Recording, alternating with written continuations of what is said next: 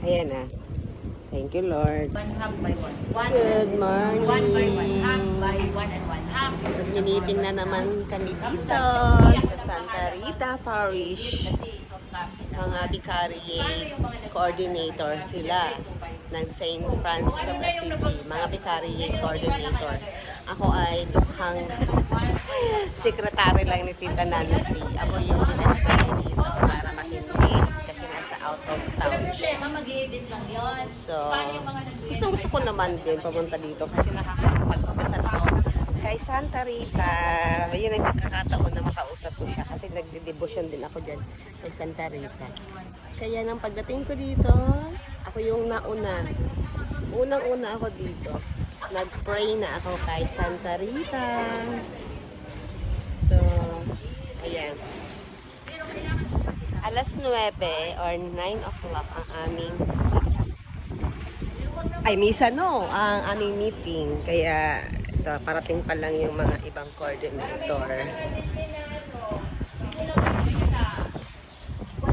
So, ako ay nagpa-vlog nila.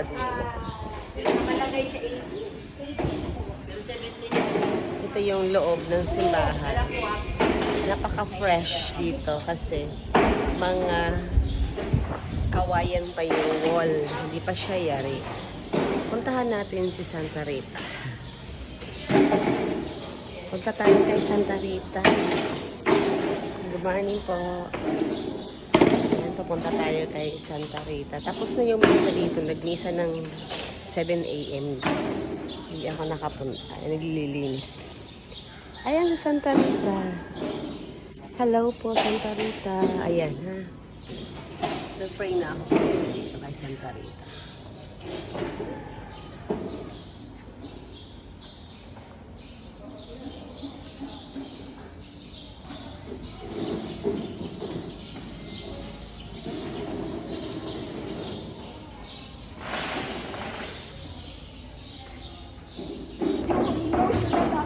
Kahit nung unang nagkakadong o dumulog ako sa Panginoon, sabi ko, Lord, wala talaga akong alam nito. Kasi alam ko na may nauna na sa akin ng mga coordinator.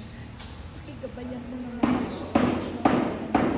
So, yung sinasabi talaga na buhay ang Panginoon at yung pangalamsa, Nakuha ko na ang aking... Ano bang libro to, sis?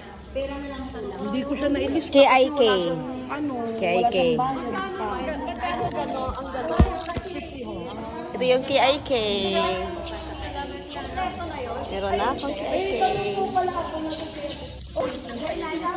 Pictorial na kami. Tapos na ang aming meeting. Sila yung mga coordinator. Ako ay videographer lang. O, yan na.